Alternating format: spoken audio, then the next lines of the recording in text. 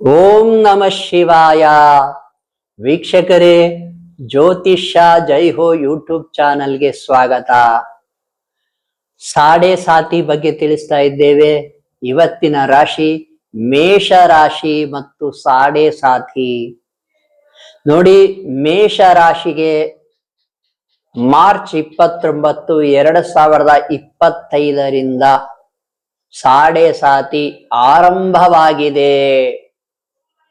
ಯೋಚನೆ ಮಾಡ್ಕೊಳ್ಳಿ, ಕಳೆದ 6 ತಿಂಗಳಿಂದ ಏನು ಸಾಡೆ ಸಾತಿ ಆರಂಭವಾಗಿದೆ, ನಿಮಗೆ ಖರ್ಚು ಹೆಚ್ಚಾಗಿರುತ್ತದೆ. ಯಾಕೆಂದರೆ 12ನೇ ಮನೆಯಲ್ಲಿ ಶನಿದೇವರು ಸಂಚಾರ ಮಾಡ್ತಾ ಇದ್ದಾರೆ. ಖರ್ಚು ಹೆಚ್ಚಾಗಿರುತ್ತದೆ. ವಿಶೇಷವಾಗಿ ಶತ್ರುಗಳು ಹೆಚ್ಚಾಗಿರುತ್ತಾರೆ. ಸಾಕಷ್ಟು ಗೆಳೆಯರೇ ಇಲ್ಲಿ. ಯಾಕಂದ್ರೆ ಮೇಷ ರಾಶಿಗೆ 11ನೇ ಮನೆ ಅಧಿಪತಿ ಶನಿದೇವರಾಗಿ 12ನೇ ಮನೆಗೆ ಬಂದಾಗ ಗೆಳೆಯರೇ ನಿಮಗೆ ಶತ್ರುಗಳಾಗಬಹುದು. ಎಲ್ಲರೂ ಅಲ್ಲ, ಯಾರಾದ್ರೂ ಒಬ್ರು. ಈ ರೀತಿ ಆಗಿರುತ್ತದೆ, ನೀವು ನೋಡ್ಕೋಬಹುದು. ವ್ಯಯ ಆಗ್ತಾ ಇರುತ್ತೆ. ತಂದೆಗೆ ತೊಂದರೆ ಆಗಿರಬಹುದು, ನೋಡ್ಕೊಳ್ಳಿ. ಮತ್ತು 12ನೇ ಮನೆಯನ್ನ ಏನು ದಾನ ಧರ್ಮಗಳ ಒಂದು ವ್ಯವಸ್ಥೆ ಅಂತ ಶಾಸ್ತ್ರಗಳು ಗುರುತಿಸಿರೋದ್ರಿಂದ ನೋಡಿ, ದೇವರ ಕಾರ್ಯಗಳನ್ನು ಮಾಡುವ ಒಂದು ಅವಕಾಶ ನಿಮಗೆ ಒದಗಿ ಬರ್ತದೆ. ಯಾವ್ದಾದ್ರೂ ದೇವರ ಸೇವೆ ಮಾಡೋದು, ಅದಕ್ಕೆ ಖರ್ಚಾಗೋದು. ವ್ಯಯ ನೋಡಿ, ವ್ಯಯ ಅನ್ನೋದು ಕೆಲವೊಮ್ಮೆ ಒಳ್ಳೆಯ ಕೆಲಸಕ್ಕೂ ಕೂಡ ಖರ್ಚಾಗ್ತಾ ಇರುತ್ತೆ. ಹಾಗೆಯೇ ಇಲ್ಲಿ ವ್ಯಯವೂ ಆಗ್ತಾ ಇರುತ್ತೆ. ಅದರಲ್ಲಿ ಒಂದಷ್ಟು ಭಾಗ ದೇವರ ಕಾರ್ಯಗಳಿಗೂ, ದೇವಸ್ಥಾನಗಳ ಸೇವೆಗಳಿಗೆ, ದೇವರ ಪೂಜೆಗಳಿಗೆ ನೀವು ಖರ್ಚು ಮಾಡ್ತಾ ಇರ್ತೀರಾ. ಆ ರೀತಿ ಒದಗಿ ಬರುತ್ತದೆ ಅವಕಾಶ. ನೋಡಿ, ಈಗ ತಾನೇ ಆದಿ ಭಾಗದಲ್ಲಿದೆ ಸಾಡೆ ಸಾತಿ ಮೇಷ ರಾಶಿಯವರಿಗೆ.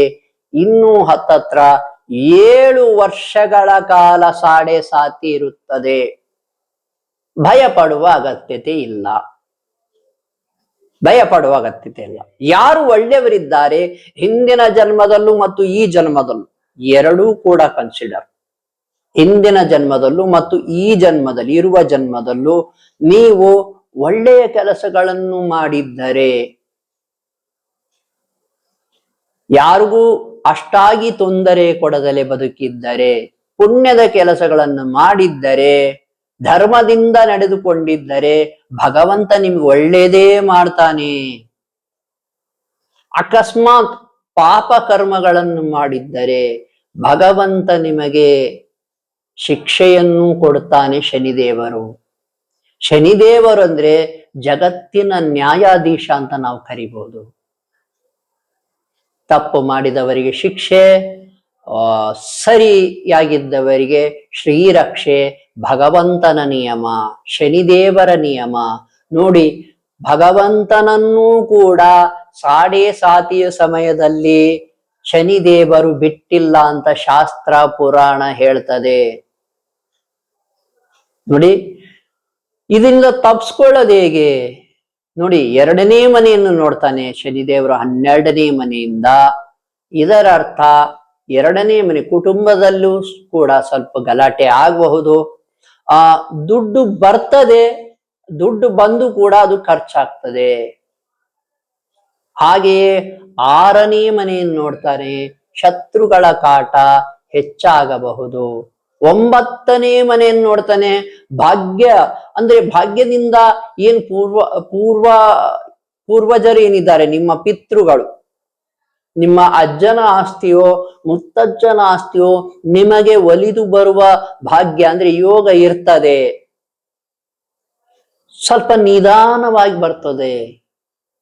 ಹಾಗೆಯೇ ನಿಮ್ಮ ತಂದೆಯ ಆರೋಗ್ಯದ ಮೇಲೆ ಸ್ವಲ್ಪ ಗಮನ ಇಡಿ. ಮತ್ತೆ ಹೇಳ್ತೀನಿ ನೋಡಿ, ನಿಮಗೆ ಶನಿದೇವರು ಬರೀ ಕೆಟ್ಟದ್ ಮಾಡೋದಿಲ್ಲ, ಒಳ್ಳೇದನ್ನೂ ಮಾಡ್ತಾನೆ. 9ನೇ ಮನೆಯನ್ನು ನೋಡ್ತಾ ಇದ್ದಾನೆ. ನೀವೆಲ್ಲರೂ ಮೇಷ ರಾಶಿಯವರು ನೋಡ್ಕೊಳ್ಳಿ.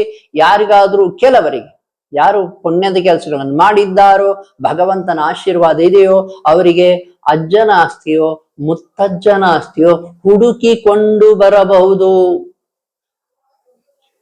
ಆದ್ದರಿಂದ ನಾನೇನ್ ಹೇಳ್ತೀನಿ ಅಂದ್ರೆ, ಮುಂದಿನ ವಿಷಯಗಳನ್ನ ನೋಡಿ, ಶನಿದೇವರ ಕೃಪೆಗೆ ಪಾತ್ರರಾಗುವ ವಿಷಯಗಳನ್ನ ಮಾಡಿ.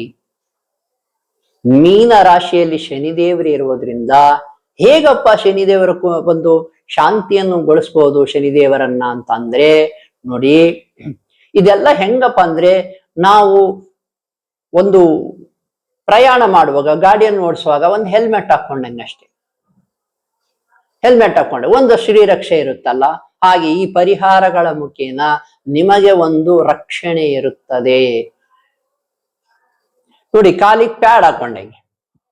ಆದ್ದರಿಂದ ಈ ಮುಂದಿನ ವಿಷಯಗಳನ್ನ ಪಾಲಿಸಿ. ಏನಪ್ಪಾ ಅಂದ್ರೆ, ಶನಿದೇವರ ಒಂದು ಆಶೀರ್ವಾದ ಕೃಪೆಗೆ ಒಳಪಡ್ಬೇಕಂದ್ರೆ ನೋಡಿ, ಕಪ್ಪು ಎಳ್ಳನ್ನ ದಾನ ಮಾಡಿ. ಎಲ್ಲರಿಗೂ ತಿಳಿಸ್ತಾ ಇದ್ದೇನೆ, ಕುಂಭರಾಶಿಯವರು, ಮೀನರಾಶಿಯವರು ಮತ್ತು ಮೇಷರಾಶಿಯವರು ಮೇಷರಾಶಿಯವರು ಇನ್ನು 7 ವರ್ಷಗಳ ಕಾಲ ಕಪ್ಪು ಎಳ್ಳನ್ನು ದಾನ ಮಾಡಿ, ಕಪ್ಪು ವಸ್ತ್ರವನ್ನು ದಾನ ಮಾಡಿ. ನೋಡಿ, ಕಪ್ಪು ವಸ್ತ್ರವನ್ನು ದಾನ ಮಾಡ್ತಿರೋದ್ಮೇಲೆ ಅದು ಉಪಯೋಗಕ್ಕೆ ಬರಬೇಕು, ಅವರನ್ನು ಹೊಲಿಸ್ಕೋಬೇಕು, ಅವರನ್ನು ತೊಟ್ಕೋಬೇಕು. ಆ ರೀತಿ ಒಂದು ಒಳ್ಳೆ ಬಟ್ಟೆಯನ್ನೇ ಕೊಡಿ. ಅದರ ಜೊತೆಗೆ ಒಂದಿಷ್ಟು ದಕ್ಷಿಣೆಯನ್ನು ಇಟ್ಕೊಡಿ. ಯಾರು ಅಶಕ್ತರಿದ್ದಾರೋ, ಅಸಹಾಯಕರಿದ್ದಾರೋ, ವಿಶೇಷ ಚೇತನರಿದ್ದಾರೋ, ಅನಾಥರಿದ್ದಾರೋ, ಯಾರು ಬಡವರಿದ್ದಾರೋ, ಕೂಲಿ ಕಾರ್ಮಿಕರಿದ್ದಾರೋ ಅವರಿಗೆ ದಾನ ಮಾಡಿ. ಗುಡಿಗೆ ಹೋಗ್ಬಿಟ್ಟು ಅರ್ಚಕರಿಗೆ ಕೊಡ್ಬೇಕನ್ನೋ ಒಂದು ತಪ್ಪು ಕಲ್ಪನೆ ಬೇಡವೇ ಬೇಡ. ದೇವರು ಎಲ್ಲ ಕಡೆಯಲ್ಲಿದ್ದಾನೆ, ಎಲ್ಲರ ಹೃದಯದಲ್ಲೂ ಎಲ್ಲರ ಆತ್ಮದಲ್ಲೂ ಪರಮಾತ್ಮನಿದ್ದಾನೆ. ನೋಡಿ, ಹಾಗೆಯೇ ನೋಡಿ, ಕಪ್ಪು ಎಳ್ಳನ್ನ ದಾನ ಮಾಡ್ಬೇಕು, ಕಪ್ಪು ವಸ್ತ್ರವನ್ನ ದಾನ ಮಾಡ್ಬೇಕು. ಊಟ ಅನ್ನೋದು ಆದ್ರೆ ನೋಡಿ, ನೀವು ಪುಳಿಯೋಗರೆಯನ್ನ ದಾನ ಮಾಡಿ. ನಾನು ಏನಾದ್ರೂ ಪ್ರಿಫರ್ ಮಾಡೋದಾದ್ರೆ ಅನಾಥಾಶ್ರಮಗಳಲ್ಲೇ, ವೃದ್ಧಾಶ್ರಮಗಳಲ್ಲೇ ದಾನ ಮಾಡಿ ದಯವಿಟ್ಟು. ಇಷ್ಟು ಮಾಡೋದ್ರಿಂದ ಶನಿದೇವರ ಕೃಪೆಗೆ ಪಾತ್ರರಾಗಬಹುದು. ಹಾಗೆಯೇ ದೇವಸ್ಥಾನಕ್ಕೆ ಹೋಗೋದಾದ್ರೆ ಆಂಜನೇಯ ಸ್ವಾಮಿ ದೇವಸ್ಥಾನಕ್ಕೆ ಹೋಗಿ ಶನಿವಾರ ಸಾಯಂಕಾಲದ ನಂತರ. ಮೇಷರಾಶಿಯವರು ಇನ್ನು 7 ವರ್ಷಗಳ ಕಾಲ ನಿರಂತರವಾಗಿ ಶನಿವಾರ ಸಾಯಂಕಾಲ ಹೋಗಿ. ಒಂದೊಂದು ವಾರ ತಪ್ಪಿದ್ರೆ ಪರವಾಗಿಲ್ಲ, ಅದನ್ನೇನು ಯೋಚನೆ ಮಾಡಕ್ ಹೋಗ್ಬೇಡಿ. ಹಾಗೆಯೇ ಶಿವನ ದೇವಾಲಯಕ್ಕೆ ಹೋಗೋದ್ರಿಂದ ಕೂಡ, ಶಿವನ ಪೂಜೆ ಮಾಡೋದ್ರಿಂದ, ಶಿವನ ಧ್ಯಾನ ಮಾಡೋದ್ರಿಂದಲೂ ಕೂಡ ಶನಿದೇವರ ಕೃಪೆಗೆ ಪಾತ್ರರಾಗಬಹುದು. ಶಿವ ಶತನಾಮಾವಳಿ, ಶಿವ ಸಹಸ್ರನಾಮಾವಳಿ ನೋಡಿ, ರುದ್ರಾಭಿಷೇಕಗಳನ್ನು ಮಾಡೋದ್ರಿಂದ ಶಿವನಿಗೆ ಶನಿದೇವರ ಕೃಪೆಗೆ ಪಾತ್ರರಾಗಬಹುದು. ಇನ್ನು ಶನಿದೇವರ ಮಂತ್ರವನ್ನೇ ಮಾಡ್ತೀರಿ ಅನ್ನೋದಾದ್ರೆ ಓಂ ಶಂ ಶನೇಶ್ಚರಾಯ ನಮಃ ಅಂತ ಧ್ಯಾನ ಮಾಡಿ. ಅದರಲ್ಲೂ ಅತಿ ಮುಖ್ಯವಾಗಿ ಏನ್ ಮಾಡ್ಬೇಕಪ್ಪ ಅನ್ನೋದಾದ್ರೆ ಧ್ಯಾನವನ್ನೂ ಮಾಡಿ, ಅದರ ಜೊತೆಗೆ ದಾನ. ಮೇನ್ ಬಂದ್ಬಿಟ್ಟು ಮೀನ ರಾಶಿಯಲ್ಲಿರುವುದರಿಂದ ದಾನ ಮಾಡಿ. ಮೇಷರಾಶಿಯವರು ದಾನ ಮಾಡಿ. ನಿಮ್ಮ ವೃತ್ತಿಯಲ್ಲಿ ಸ್ವಲ್ಪ ತೊಂದರೆ ಆಗಬಹುದು, ಆದ್ದರಿಂದ ಮತ್ತು ನಿಮ್ಮ ಏನು ಲಾಭಗಳಲ್ಲಿ ಸ್ವಲ್ಪ ತೊಂದರೆ ಆಗಬಹುದು, ನಿಮ್ಮ ಗೆಳೆಯರಿಂದ ತೊಂದರೆ ಆಗಬಹುದು. ಇದೆಲ್ಲ ಇರೋದ್ರಿಂದ ನೋಡಿ, ನಿಮ್ಮ ಅಕ್ಕ ಅಥವಾ ಅಣ್ಣ ಅವರು ಇದ್ರೆ ಅವ್ರಿಗೂ ಕೂಡ ಸ್ವಲ್ಪ ತೊಂದರೆ ಆಗಬಹುದು. ಇದೆಲ್ಲ ಸಾಧ್ಯತೆ ಇರೋದ್ರಿಂದ ಅವರು ನಿಮ್ ಶತ್ರುಗಳಾಗಿ ಬಿಡಬಹುದು. ಆದ್ದರಿಂದ ನೀವು ಕುಟುಂಬದಲ್ಲಿ ಟೆನ್ಷನ್ ಉಂಟಾಗಬಹುದು. ಇಷ್ಟೆಲ್ಲ ಆಗುವ ಸಾಧ್ಯತೆ ಇಂದ್ರ, ಮತ್ತು ಇದಕ್ಕಿಂತ ಇಂಪಾರ್ಟೆಂಟ್ ಆಗಿ ದೈವ ಕಾರ್ಯಗಳಿಗೆ ನೀವು ಖರ್ಚು ಮಾಡೋ ಅವಕಾಶ ಬರುತ್ತೆ. ಅದನ್ನು ಸದುಪಯೋಗ ಪಡಿಸಿಕೊಳ್ಳಿ. ಬರೀ ಕೆಟ್ಟದ್ದೇ ಇರೋದಿಲ್ಲ, ಒಳ್ಳೆಯದು ಕೂಡ ಸಾಡೆ ಸಾತಿಯಲ್ಲಿ ನಡೀತದೆ. ದೇವಸ್ಥಾನಗಳನ್ನೇ ಕಟ್ಟುವ ಒಂದು ಯೋಗ ಬರಬಹುದು. ಅಂದರೆ ಎಲ್ಲರೂ ಕೂಡ್ಕೊಂಡು ನಿಮ್ಮನ್ನು ಕೂಡ ಕರಿಬಹುದು. ದೇವಸ್ಥಾನ ಕಟ್ಟಕತ್ತೀವಿ ಬರ್ರಪ್ಪ, ನೀವು ಕೂಡ ನಿಮ್ಮ ಒಂದು ಭಾಗವಹಿಸಿ ಅಂತ ಕೇಳ್ಕೊಳ್ಬಹುದು. ಆ ರೀತಿ ಕೂಡ ಒದಗಿ ಬರ್ತದೆ ಮೇಷರಾಶಿಯವರಿಗೆ. ಮೇಷರಾಶಿಯವರು ಶನಿದೇವರ ಕೃಪೆಯ ಒಳಪಡ್ರಿ. ಮತ್ತು ದಾನಗಳನ್ನ ನಾವು ಹೇಳಿದ ದಾನಗಳನ್ನ ಮಾಡಿ ಶನಿದೇವರ ಆಶೀರ್ವಾದ ಗಿಟ್ಸಿ ಅಂತ ಹೇಳ್ತೇನೆ.